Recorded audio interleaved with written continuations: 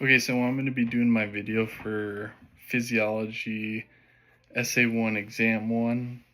The first question is define homeostasis and give an example of how it might work in the body, including your discussion of the components of a reflex control pathway, clearly explain negative and positive feedback loops, and give some examples and give some examples.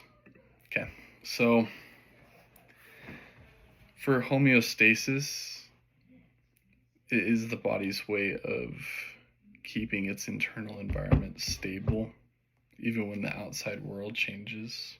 So in class, we went over how homeostasis, like body temperature,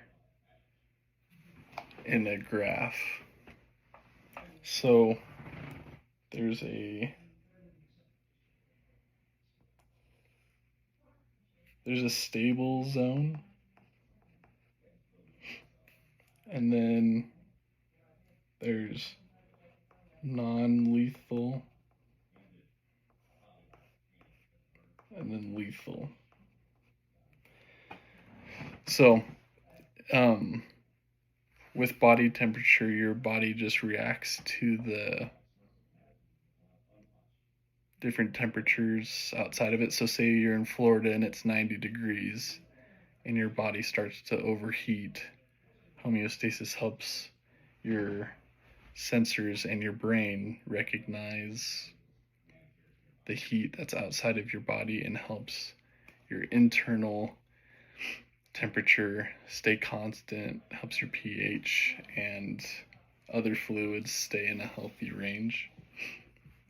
So then the other question was, including your discussion the components of a reflex control pathway. So that reflex control pathway example is the body temperature and how your body regulates temperature with the outside temperature. In Florida on a beach somewhere, 90 degrees, your body will react in a way to keep your internal organs and fluids healthy with your pH balance and things like that. The next question was clearly explain negative and positive feedback loops and give some examples. So different stimuli that your body experiences when it comes to different temperatures if it's super hot outside, then your body's above normal. And then you have different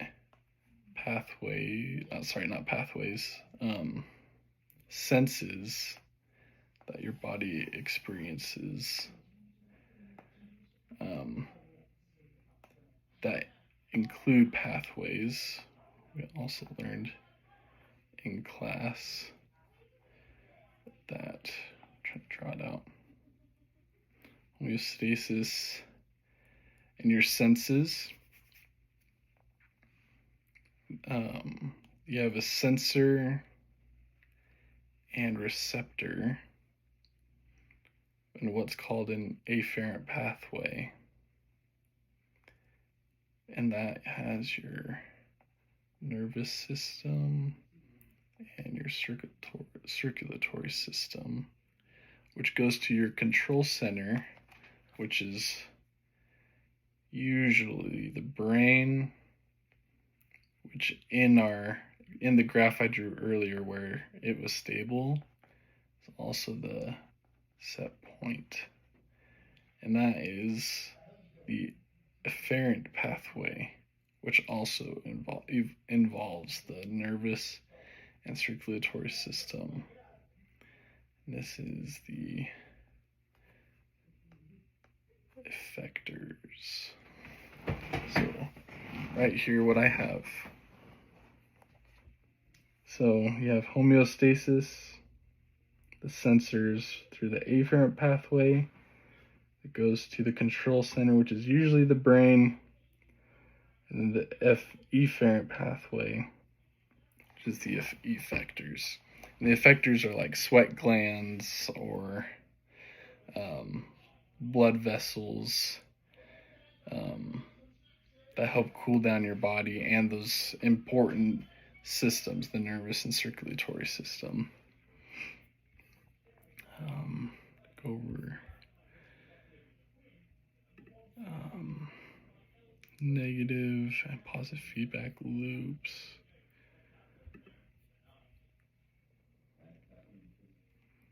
Okay, so a negative feedback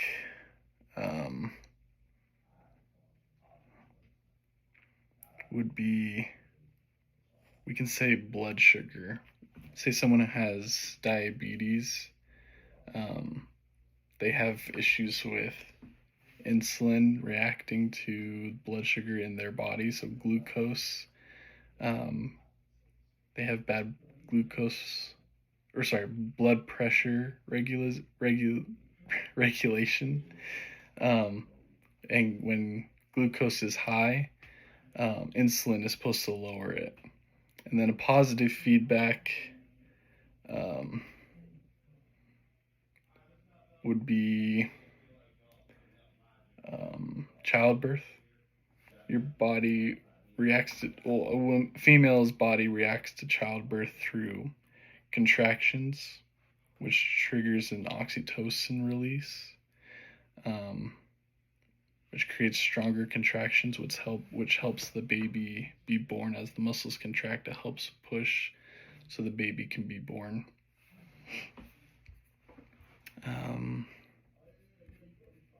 And for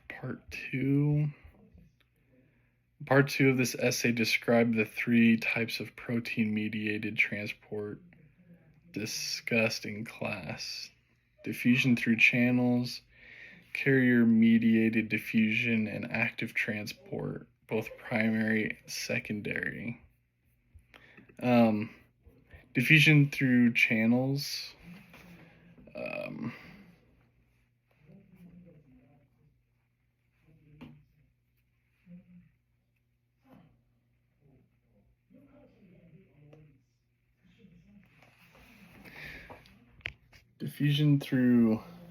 Diffusion through channels.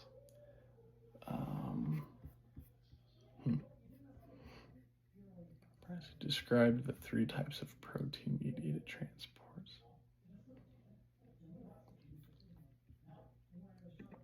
Okay, so diffusion through channels is one thing we went over in class. That involves anything from molecules that move through protein channels down their gradient, or sodium channels that only let sodium through. A lot of these channels are super fast. It doesn't change shape. It's very passive, so there's not no energy is needed. And movement is always from a high concentration to a lower concentration. And the second one is carrier-mediated diffusion. A carrier protein binds to a molecule that changes shape and will move it across. And when they move across, they move certain molecules, and they're a little slower in the channels just because of the shape that they are. I think that's it for that one. Next one is the active transport. These ones move against their gradient.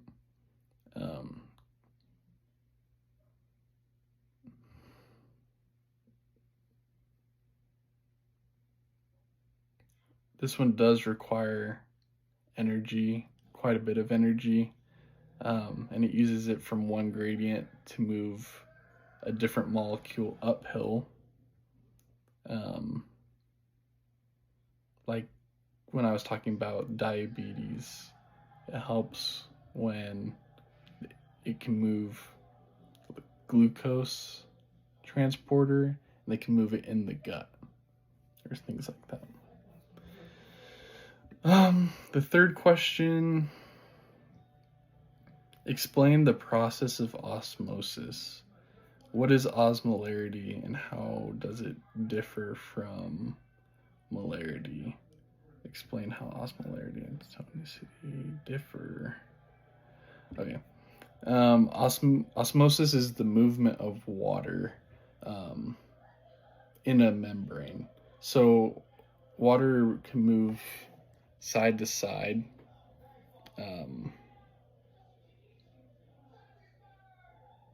Water moves from the side with lower solute to the side with the higher solute concentration. I'm not exactly sure why. I just think it likes the higher concentration. I think because it's more saturated. Osmolarity, like I said, has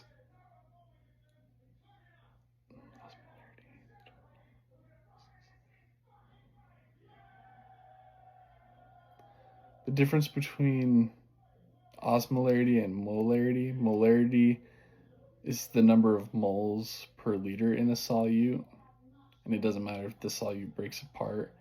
Whereas osmolarity has a total number of particles, or is the total number of particles in a solution. And then when it comes to osmolarity and tonicity, osmolarity is just a count of the solute particles, and tonicity is about how a solution affects cell volume depending on whether the solutes can cross the membrane. So if you have a solution of from lab, the 300 milliosmoles of a certain molecule or particle is isomotic.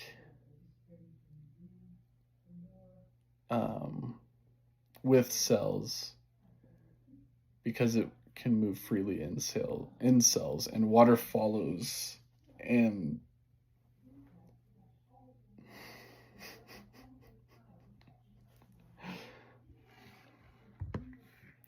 okay, let's try this again.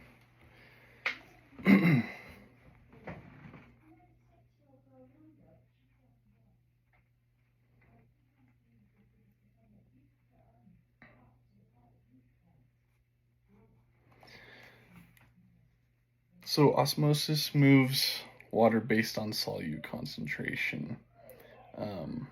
So in class we talked about it as well. Say you have your body right here, and you have the cell in between right there, and then you have some right here, here, here, and here, and this outside has 300 and the inside is also 300. What happens is, and there's some in here as well, when these go into the cell, water follows into it, as these will, once they go in, they disappear because they dissolve in the cell, which causes it to swell. And this makes the solution hypotonic. So that's the difference between osmolarity and tonicity.